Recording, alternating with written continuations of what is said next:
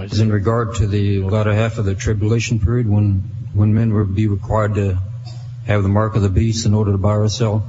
My question is, once a person takes the mark, is there any possibility of him coming to Christ? Yes.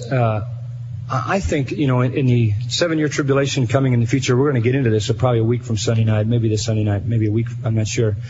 But the tribulation is a 7-year period, right? The rapture of the church, 7-year tribulation, then Christ returns, sets up His kingdom. Now, in that 7-year period, really 2 things happen. God begins to judge the world with a series of holocausts, and at the same time, He begins to redeem His people Israel.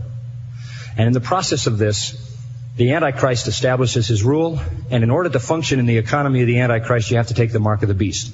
The mark being the number of a man, Revelation 13, 666. 6 is the number of man, right? 7 is the number of perfection, and man always falls short of perfection. 6. Always 6 is never 7. So the number of a man. And apparently what's going to happen, you take the mark on your hand or on your forehead. And we've talked a lot about that, that's kind of the computer situation. We're now moving fast toward the time when we're going to have to do everything we do by cards and by numbers and all of that. And those numbers, the thing about a card that's a problem is you lose it, and they've already devised systems to put the number on your hand and on your forehead, and you go through a scanner, and then, that's how you buy and sell. It's automatically deducted from your bank account.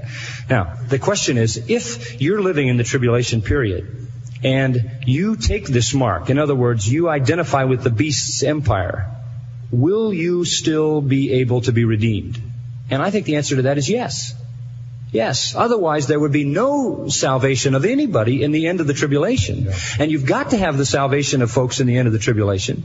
You're going to have the Jews redeemed. You're going to have, according to Revelation chapter 7, an innumerable number of Gentiles redeemed, so many they can't even be counted across the face of the earth. So I don't think the fact that someone takes that is a sentence to permanency, any more than you being a part of this world system once in your life means you have to be a part of the system all your life.